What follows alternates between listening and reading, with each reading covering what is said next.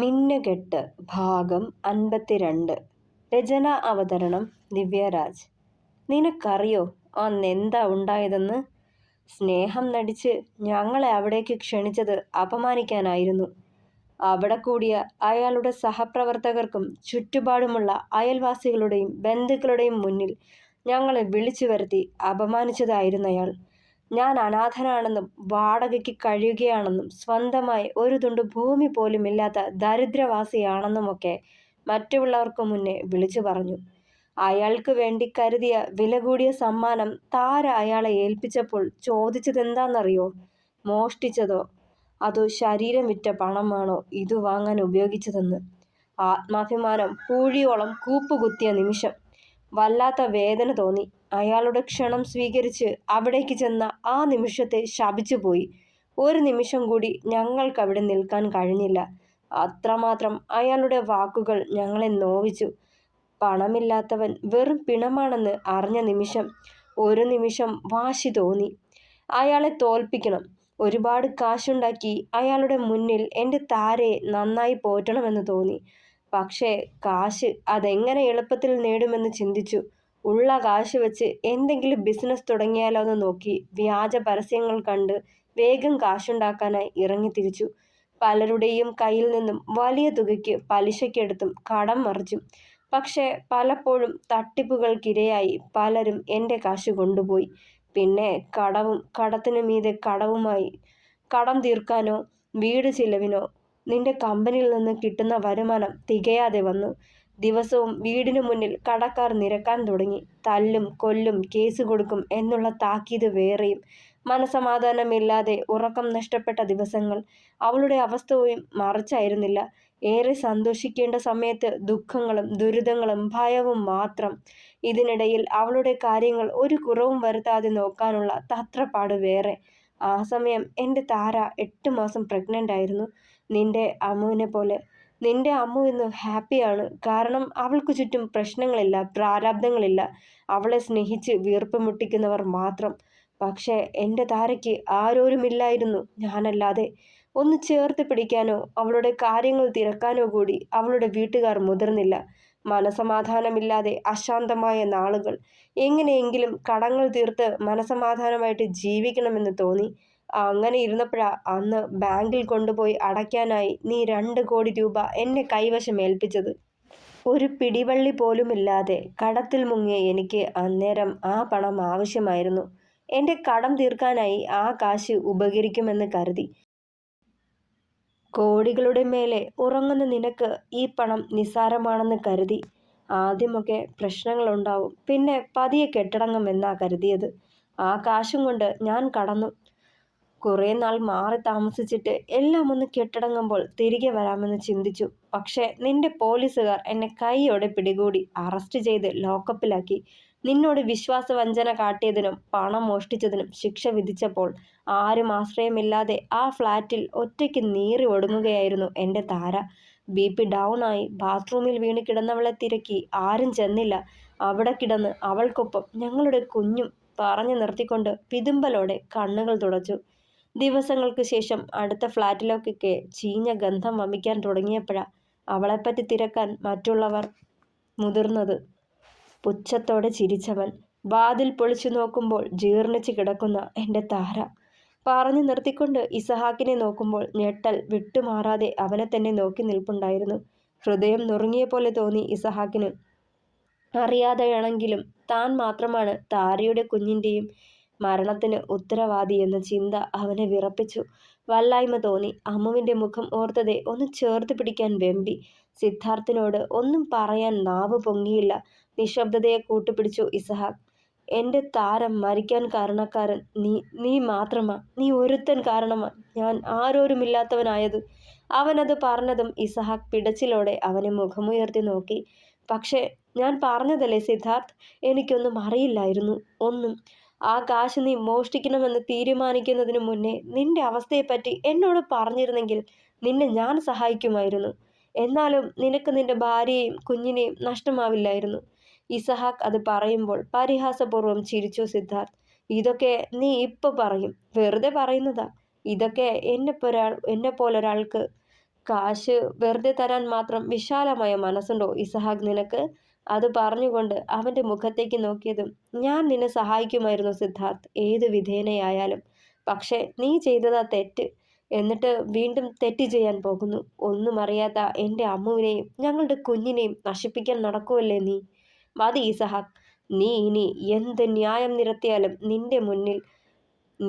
എൻ്റെ മുന്നിൽ നീ തെറ്റ് ചെയ്തവനാണ്. എനിക്കുണ്ടായ നഷ്ടം നീയും അറിയണം. പല്ല് ഞെരിച്ചുകൊണ്ട് പറഞ്ഞതും ഇസഹാക്ക് അവന്റെ കോളറിൽ കയറി പിടിച്ചു. ടാ പന്ന മോനെ, മര്യാദയുടെ ഭാഷയിൽ ഞാൻ പറഞ്ഞു കഴിഞ്ഞു. ഇനിയും എന്നെ ദ്രോഹിക്കുമെന്നാണെങ്കിൽ നീ ജീവനോടുണ്ടാവില്ല.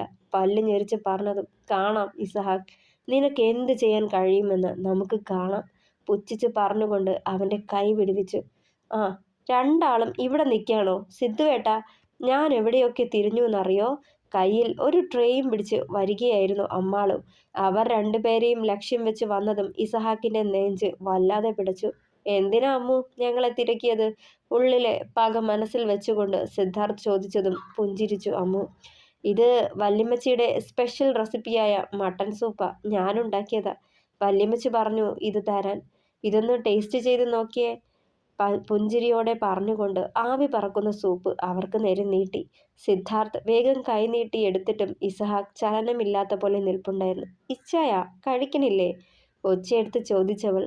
അതെ എന്ന് തലയാട്ടിക്കൊണ്ട് കൈ ട്രേയിൽ നിന്നും സൂപ്പ് നിറച്ച ബൗൾ എടുത്തു. വെറുതെ അമ്മുവിനെ തന്നെ നോക്കി നിന്നതല്ലാതെ കഴിച്ചില്ലവൻ. കഴിയുമായിരുന്നില്ല. അത്രമാത്രം പിടപ്പോടെയാണ് ഓരോ നിമിഷവും പോയിക്കൊണ്ടിരുന്നതെന്ന് അവൻ അറിഞ്ഞു. സൂപ്പ് കലക്കിയിട്ടോ? വെറുതെ പറയല്ല, അമ്മാളുവിന് അപാര കൈപുണ്യമാ. ഇസഹാക്ക്, താൻ ഭാഗ്യവാനാണോ? തനിക്ക് ഇത്രയും രുചികരമായ ഭക്ഷണം കഴിക്കാൻ കഴിയുന്നല്ലോ.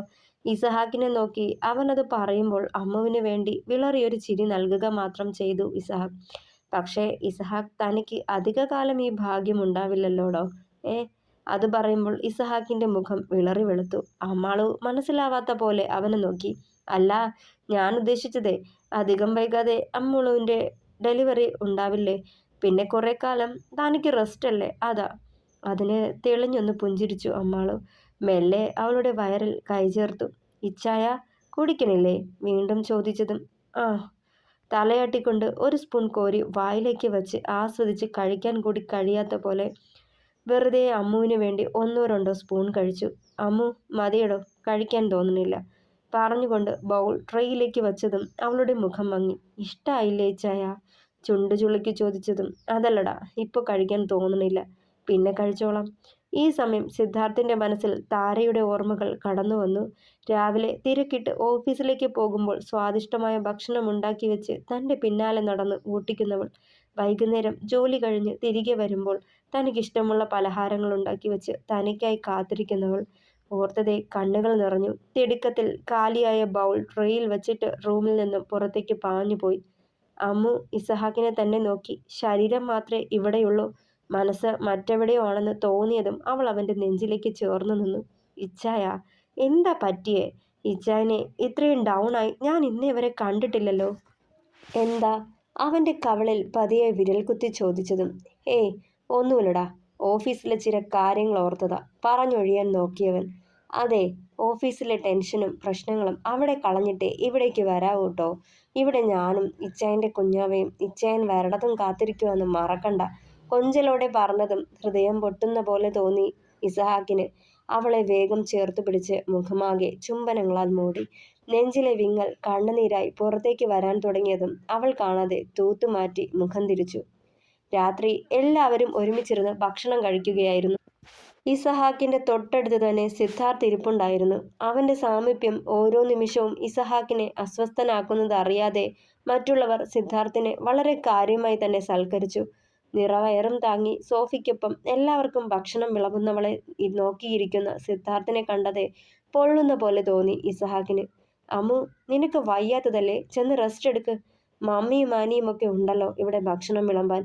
കരുതലോടെ അവനത് പറയുമ്പോൾ ഉള്ളിൽ അവളെയോർത്ത് ഭയവും ആദിയും ഒക്കെയായിരുന്നു. എൻ്റെ ഇച്ചായ, എന്നെ ഇങ്ങനെ രോഗിയാക്കല്ലേ.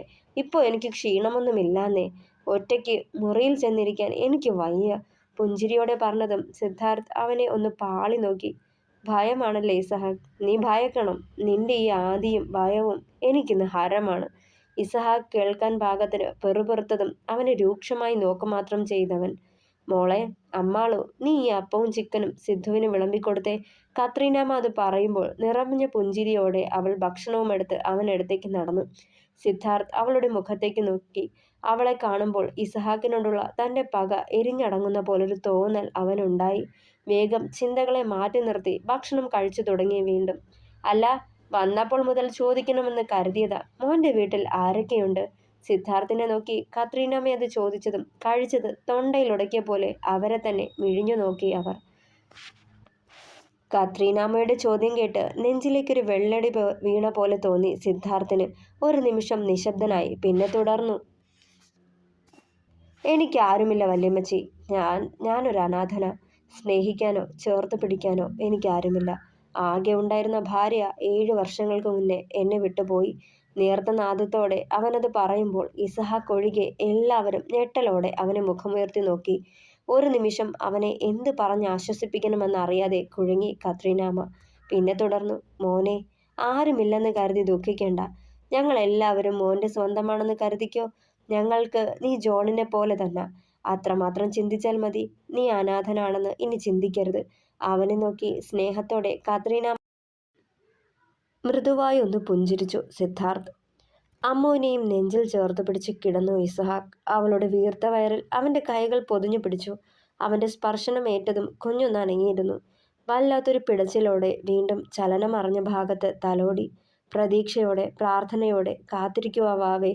ഞാൻ നിന്റെ വരവിനായി. പപ്പയുടെ ജീവൻ കൊടുത്തിട്ടായാലും എൻ്റെ വാവയുടെയും അമ്മയുടെയും ജീവൻ രക്ഷിക്കും. മെല്ലെ പിറുപിറുത്തവൻ. രാവിലെ അമ്മാളു പതിവിലും നേരത്തെ ഉണർന്നു. തൻ്റെ വയറിൽ ചുറ്റിവെച്ചിരുന്ന ഇസഹാക്കിൻ്റെ കരത്തെ മോചിപ്പിച്ചുകൊണ്ട് പതിയെ എഴുന്നേറ്റു. വേഗം ചെന്ന് ഫ്രഷായി റൂം വിട്ട് അടുക്കളയിലേക്ക് ചെല്ലാനായി സ്റ്റെപ്പുകൾ ഓരോന്നും ഇറങ്ങി. പിന്നിൽ ആരുടെയോ കാൽപ്പെരുമാറ്റം കേട്ട് തിരിഞ്ഞു നോക്കാൻ തുടങ്ങിയതും ആരോ അവളെ താഴേക്ക് പിടിച്ചു തള്ളി. ഒന്ന് പിടിച്ചു നിൽക്കാനോടി ആവുന്നതിന് മുന്നേ കാലുകൾ തെറ്റി സ്റ്റെപ്പിലൂടുരുണ്ട് നിലത്തേക്ക് പതിച്ചിരുന്നു. തുടരും. അഭിപ്രായങ്ങൾ പറയണേ. കഥ ഇഷ്ടമായാൽ ലൈക്ക് ചെയ്യുക, ഷെയർ ചെയ്യുക, സപ്പോർട്ട് ചെയ്യുക. ഇനി ഈ കഥ അവസാനിക്കാറായി. 2 പാർട്ടും കൂടെ ഉള്ളൂ കേട്ടോ.